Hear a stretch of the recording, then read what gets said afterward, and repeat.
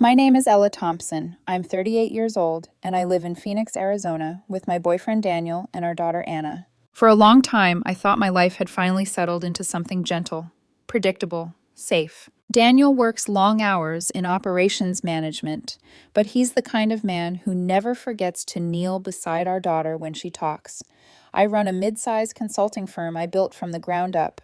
Every contract earned, every client fought for, and Anna is the heartbeat of our home. She was 10 back then, quiet, observant, and completely in love with music. Every afternoon after school, without being reminded, she would wash her hands, sit straight, and play the piano.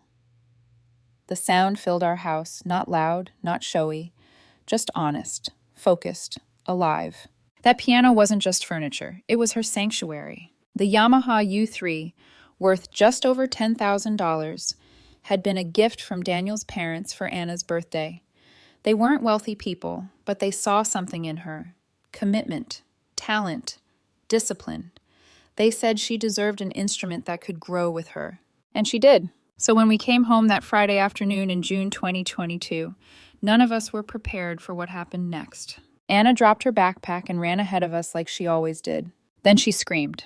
Not a playful sound, not surprise. Panic. "Mom, my piano is gone!" At first, my brain refused to cooperate. A piano doesn't just disappear. It weighs hundreds of pounds. It doesn't slip out through a window. But when Daniel and I reached the living room, my stomach dropped. The corner was empty. Only pale, rectangular dust marks on the hardwood floor remained, like a scar where something precious had been torn away. Anna stood there frozen, tears pouring down her face. "Mom, who took it?"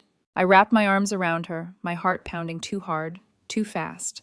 Somewhere beneath the panic, something colder was forming. I remembered the cameras. I pulled out my phone, opened the security app, and started rewinding. At 2:33 p.m., a familiar car pulled into our driveway. My parents' blue sedan. At 2:47, a moving truck followed. Professional, calm, organized. My mother unlocked the door like it was still hers. She smiled at the movers, pointed to the piano, told them to be careful. My father stood by, arms crossed, supervising. They watched as strangers wrapped my daughter's piano and wheeled it out of our home. No hesitation, no shame. Just entitlement. When the truck drove away, my hands were shaking. Then Daniel showed me his phone. My older sister Brenda's Instagram story. Her daughter smiling in front of Anna's piano. Captioned, "Thank you, Mom, for the perfect gift." In that moment, I understood something that would change my life forever. This wasn't a misunderstanding. This was a declaration. I didn't even realize I was standing until Daniel's hand tightened around mine. Anna was still crying softly, the kind of quiet sobbing that makes you feel like you're failing as a parent just by breathing. Her cheeks were blotchy, her eyes wide and wet, like she couldn't understand how something so heavy could vanish and no one could stop it. Daniel crouched in front of her, cupped her face gently, and said, "Sweetheart, you didn't do anything wrong, okay? This isn't your fault." That was the moment I knew I couldn't let her watch what came next. Because I could feel it, something inside me shifting. Not just anger, not just betrayal. A doorway slamming shut. "Anna," I said, forcing calm into my voice, "go grab your jacket. We're going to Mrs. Vera's for a little bit." She sniffed. "Why?" "Because Mrs. Vera loves hearing you tell your stories, and because Mom has to handle something grown up." Daniel didn't argue. He understood. He always did. Our neighbor, Mrs. Vera Thompson, was 67, retired teacher energy still radiating from her even in slippers. When we explained, careful, vague, she didn't ask questions, just opened her door wider and pulled Anna in like she was her own grandchild. "Give me 2 hours," she said softly, her eyes flicking to my face. "Whatever this is, you look like you need to breathe first." I nodded, but I couldn't breathe. Not until I knew where that piano was. Not until I looked the people who stole from my daughter right in the eyes. The drive to Brenda's house felt like it happened in fragments. Daniel's knuckles were white on the steering wheel. His jaw kept tightening like he was grinding his teeth down to dust. And me? I kept replaying the footage. My mother's hand on the piano. My father holding the door open for strangers. Their calmness. That was the part that made me feel sick. Because it wasn't a rash moment. It wasn't "we panicked" or "we didn't think it through." They planned this. They hired movers. They brought padding. They paid. They stole like it was a chore on their calendar. When we turned onto Brenda's street, Daniel slowed, and there it was, my parents' blue sedan parked in her driveway, right beside Brenda's old SUV. I swear, my chest compressed so hard it felt like someone was sitting on it. They're inside, Daniel said quietly. I nodded. Good. I didn't knock politely. I rang the doorbell, twice, 3 times, until the chime sounded like an alarm. Footsteps, a pause. Then the door swung open and Brenda stood there, already scowling like I'd interrupted her peace. She was older than me by 5 years and had always carried herself like the world owed her space. Even now, her hand rested casually on the doorframe, her eyes scanning me like I was the problem. What are you doing here? She snapped. I didn't bother with hello. I want Anna's piano back. The air changed instantly. Brenda's expression hardened into something smug, like she'd been waiting for this moment, like she'd rehearsed the reaction. Before she could speak, my parents appeared behind her. My father stood first, rigid, face blank, eyes cold like glass. My mother stood beside him, lips pressed tight, already angry. And that's when it hit me. None of them looked surprised. Not one flinch, not one guilt-stained blink. Just irritation, like I was being dramatic. My mother stepped forward, lifting her hand like a judge about to slam a gavel. There's nothing to return, she said sharply. I gave it to my granddaughter. I stared at her. Mom, you took it out of my house. She scoffed. And it was in your house, but it came from family. It belongs where it's needed. Daniel's voice went low, dangerous. It didn't come from your family. My parents bought that piano for Anna. My mother turned her head slowly toward him, eyes narrowing. Stay out of it, she said with icy contempt. This is between me and my daughter. My father's voice cut in, flat and cruel. Ella, you have money. Buy Anna a new one. Brenda's child needs it more. I felt my face flush. This wasn't about the piano anymore. This was about what they believed they had the right to do. Brenda folded her arms. Exactly. You're doing fine. You have a business, a nice house. Anna has everything. My daughter is behind. She needs a push. I laughed once. It wasn't even humor. It was disbelief. You stole from my child, I said, voice shaking. You didn't ask. You didn't even tell me. My mother's eyes flashed. Because I knew you'd say no. That sentence landed like a slap. Daniel stepped forward, unable to hold back now. Of course she would say no. Because a normal person doesn't take a $10,000 instrument from a kid and call it redistributing. My father shifted, shoulders squaring. Watch your tone. Daniel didn't blink. Watch your actions. For a second, I thought my mother might actually spit. Instead, she pointed at me, like I was the one who had committed the crime. Ella, you need to teach your boyfriend how to speak to elders. He's getting too comfortable. Daniel's hand tightened around mine again. But I took one step forward. No, I said quietly. They all froze, like they weren't used to hearing that from me. No, I repeated, louder. You don't get to talk down to him. You don't get to steal from my daughter. And you don't get to pretend this is normal. Brenda's voice rose immediately. Oh, here we go. The victim speech. My mother snapped. You're acting like we murdered someone. It's just a piano. It was Anna's, I said. My father shrugged. Then she'll survive without it. I felt something crack inside me. Because he said it so easily. Like my daughter's tears were an inconvenience. Like her passion was optional. Like her heartbreak didn't matter. And then I heard myself, the words spilling out before I could soften them. You've always done this. Silence. My mother's eyes widened. Done what? Played favorites, I said, voice trembling now, with years of stored pain. You show up for Brenda. You show up for her daughter. You give them everything. And Anna gets scraps. Or nothing. Brenda's face went red. That is such a lie. No, it's not, I cut in. You weren't at Anna's last birthday. You forgot Christmas 2 years ago. You didn't even call when she won her first recital award. My mother's voice went shrill. How dare you accuse us? My father stepped forward, fist clenched. We raised you. We sacrificed for you. I stared at him, breath ragged. Sacrificed what? You treated me like the backup child my whole life. The one who was supposed to give, and smile while doing it. The neighbors were starting to notice. I saw curtains shift. A door across the street cracked open. But I didn't care. I was done shrinking. I took a breath and forced my voice steady. I don't want to argue anymore, I said. Answer me. Are you returning the piano to Anna or not? Brenda lifted her chin. No. My mother crossed her arms. No. My father's eyes narrowed as he leaned forward like he wanted to intimidate me back into silence. What are you going to do? He sneered. Call the cops? Over a piano? Daniel's voice was quiet. Don't. Not to my father.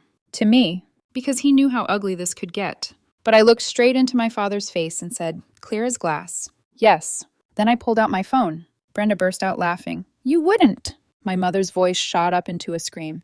Ella, you are not calling the police on your own parents. My father's face twisted with rage. Do it. Embarrass yourself. My thumb hovered over the screen, and suddenly I saw Anna again, standing in the empty living room, crying in front of the dust marks. I hit the call button. Brenda's laughter stopped. My mother looked like the ground had vanished under her feet. And my father stared at me like he was meeting a stranger for the first time. 911, what's your emergency? I swallowed, voice shaking but firm. My daughter's piano was stolen from our home. I have video proof. I'm at the address where it's currently being kept. Behind me, Daniel stood like a wall. In front of me, my family stood like they were about to become enemies. Brenda slammed the door so hard it rattled the frame, leaving us on the porch, staring at wood and silence. And as the dispatcher spoke, I realized something terrifying. Even if I got the piano back, I might never get my family back. The patrol car pulled up 20 minutes later. Red and blue lights washed over Brenda's quiet suburban street, turning familiar houses into something surreal, like a stage set for a scene I never imagined my life would reach. 2 officers stepped out. One man in his early 40s, calm but observant. One younger woman, notepad already in hand, eyes sharp. My stomach twisted. This was real now. The male officer approached first. Who made the call? I stepped forward before Daniel could say a word. I did, I said. My name is Ella Thompson. I'm reporting the theft of a piano from my home. Behind the closed door, I could hear movement. Whispers. The scrape of a chair. Then the door opened again. Brenda stepped out first, her smile forced and brittle. My parents followed, both wearing expressions of deep offense, like they were the ones wronged here. My mother crossed her arms immediately. My father stood stiffly beside her. The male officer nodded. Can you explain what happened, ma'am? I took a breath and told the story from the beginning. The missing piano, the cameras, the movers, the social media post. Every word tasted bitter in my mouth, but I didn't skip a detail. When I reached into my phone and played the footage, the air shifted. You could feel it. The officers leaned closer. The video showed my mother unlocking my front door, my father guiding the movers. The piano being wrapped, lifted, and rolled out. Clean, professional, unmistakable. The female officer's pen paused mid-scratch. When the video ended, the male officer turned slowly toward my parents. Can you explain why you entered Ms. Thompson's home and removed property? My mother didn't even hesitate. That's my daughter, she said sharply. She agreed to give the piano to her niece. We were just picking it up. Brenda nodded immediately. Yes, Ella said Anna didn't need it anymore. For half a second, I forgot how to breathe. The lie was so smooth, so confident. I shook my head violently. That's not true. I never agreed to anything like that. The female officer looked up. Do you have any proof of that agreement? Text messages? Calls? Witnesses? Silence. My father looked at the ground. Brenda turned her head away. My mother pressed her lips together so hard they turned white. The male officer continued, tone firm. Why did you have keys to Ms. Thompson's house? I answered before they could twist it. 3 months ago, my boyfriend and I went on a 2-week trip to Europe. I asked my parents to house sit. I forgot to get the keys back. The female officer wrote that down carefully, then turned to my parents. So you entered without permission? My father cleared his throat. We believed we had consent. The officer shook his head. Belief isn't consent. Brenda suddenly stepped forward. This is a family issue. We can handle this privately. The female officer met her eyes. Family or not, theft is theft. My mother's composure finally cracked. She is my child, she snapped, pointing at me. I raised her. I have the right to take things from her house.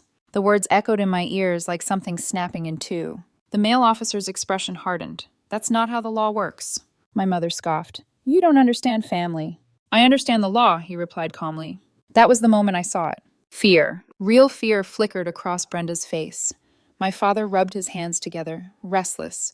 My mother started glancing at me, like she couldn't believe I'd let it go this far. The male officer exhaled. Given the evidence, the property must be returned within 24 hours. Failure to do so may result in charges. My mother gasped. You're taking her side? I'm taking the law's side, he said. At the station, the separation was immediate. Daniel and I sat in a small interview room while my parents and Brenda were questioned in another. Through the glass, I could see my mother gesturing wildly, her face twisted in outrage. At one point, her voice pierced through. I gave birth to her. I have rights. My chest tightened so hard it hurt. When the officer returned, he looked tired. They're still insisting you gave permission, he said, but they have no evidence. What happens now? Daniel asked. They must return the piano. We'll document everything. If they refuse, charges may follow. As we left the station, I saw them in the parking lot. My mother's eyes were full of venom. My father wouldn't look at me. Brenda stepped forward and hissed, "Hope you're proud of yourself." I met her gaze calmly. I am. That night, I couldn't sleep. My mother's words kept replaying. I raised her. I have rights. And with them came memories I'd ignored for years. Birthdays missed, holidays forgotten, money lent and never repaid. I lay there staring at the ceiling, Daniel's steady breathing beside me, and something hardened inside my chest. They didn't see me as family. They saw me as a resource. And if they could steal from my child without remorse, then I had every right to stop letting them take from me. By morning, the decision was already made. The piano came back the next morning. A large white moving truck pulled up in front of our house just after 10. I was already waiting by the window, coffee untouched, stomach in knots. Daniel had taken the morning off without saying a word. He just knew. 4 movers stepped out, professional and quiet, like none of this drama existed for them. They worked carefully, lowering the Yamaha U3 back into its familiar corner, aligning it with the faint dust outline as if returning a missing organ to a body. When they finished, one of them nodded politely and handed me a clipboard. "Everything looks good, no damage." I thanked him, but my hands were trembling. The moment the door closed behind them, Anna ran in from Mrs. Vera's house. She stopped short when she saw it. Her piano. She didn't scream, she didn't cry. She just walked over, placed her hands on the keys, and pressed one note, then another. The sound filled the room again. Only then did she turn to me and whisper, "They didn't break it, right?" I shook my head, pulling her into my arms. "No, sweetheart, it's safe." But something else inside me wasn't. Because while the piano was back, the truth had settled in deeper than ever. That night, after Anna went to bed and the house grew quiet again, I opened a folder on my laptop I hadn't touched in years. It was labeled simply, Family Loans. I stared at the screen for a long time before clicking. The first entry was from 2015. Brenda had needed $15,000 to cover credit card debt after buying a car she couldn't afford. I'd transferred the money within hours, telling myself it was what sisters did. Then, 2018. My parents needed $50,000 for roof repairs and electrical work. I didn't ask questions. I wired the money. 2019. Another $20,000 for Brenda's business opportunity that collapsed in under a year. 2020. The pandemic hit. My father's income dropped. They needed $65,000 to stay afloat. Every time I helped. Every time I was told I was the responsible one. The reliable one. The one who didn't need to be thanked. I scrolled to the bottom. Total $150,000. Daniel leaned over my shoulder, quiet. "You kept records." "I always did," I said softly, because somewhere inside I knew this day might come.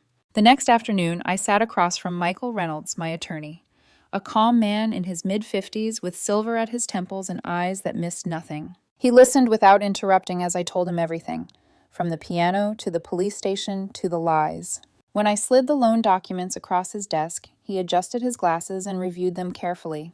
"These are solid," he said finally. "Signed, dated, amounts specified, legally enforceable." I swallowed. "If I do this, it's war, isn't it?" Michael didn't sugarcoat it. "Yes, but it's also boundaries." The notice went out 3 days later, and all hell broke loose. My mother took to Facebook first. She wrote a long post about an ungrateful daughter who had forgotten her roots and was now suing her own parents for money. Relatives I barely recognized chimed in. Some messaged me privately. Others criticized me publicly. "How could you do this to your parents? Family isn't a business transaction. You've changed." Brenda posted too. Long, emotional captions about betrayal and selfishness. I didn't respond. Instead, I uploaded 2 things: the security camera footage and the police report. I added one sentence: "This is the truth. Judge for yourselves." The comments stopped almost immediately. Some disappeared entirely. Others turned quiet. 30 days after the notice was served, my phone buzzed while I was in a meeting. $150,000 deposited. Seconds later, a text from an unknown number. "From today on, you are no longer my daughter." I stared at the screen for a long time. It hurt more than I expected. But beneath the pain, there was something else. Relief. For the first time in my life, I wasn't being drained to keep someone else comfortable. I was protecting my child, my family, and I knew whatever came next, there was no going back. 3 years passed quietly. Not the dramatic kind of quiet, no sudden reunions, no apologies wrapped in guilt, but the steady, almost unfamiliar kind of peace that comes when no one is waiting to take something from you. Anna is 13 now. Every evening, when I hear the piano music drift through our house, I'm reminded of how close I came to losing more than an instrument. She's taller, more confident, her fingers moving across the keys with purpose. Music didn't just survive that year, it matured with her. Daniel and I built a life without interference. My consulting firm expanded into 2 additional offices. Daniel was promoted. Our home stayed calm, predictable, safe. No surprise calls, no financial emergencies, no guilt disguised as family obligation. Then, 2 days ago, the doorbell rang. It was a Friday afternoon. I was working from home, coffee cooling beside my laptop. I opened the door and froze. My mother stood on the porch. She looked smaller, frailer. Her hair was completely white now, her shoulders hunched as if carrying weight she could no longer set down. For a moment, neither of us spoke. "Ella," she finally said, voice trembling, "I need to talk to you." I didn't invite her in. "What do you need?" I asked quietly. She swallowed hard. "Your father is very sick. The treatment will cost around $50,000. I know we've had problems, but I'm begging you, please help this one last time." The old reflex stirred. The daughter who fixed things, the one who paid, the one who absorbed. But then I remembered the message. "You are no longer my daughter." I met her eyes. "You made that decision 3 years ago." Tears slid down her cheeks. "You can't abandon your father." I took a breath. "You're not abandoned. You still have a house worth more than enough to cover the costs." She went silent. We both knew why she didn't want to sell it. That house was meant for Brenda. I said it plainly. Whoever receives the inheritance should take responsibility. Her shoulders sagged. After a long moment, she turned and walked away without another word. I closed the door gently. Some people say blood is thicker than boundaries. I say boundaries are what keep families from bleeding each other dry. I chose my daughter. I chose peace. And I would make that choice again.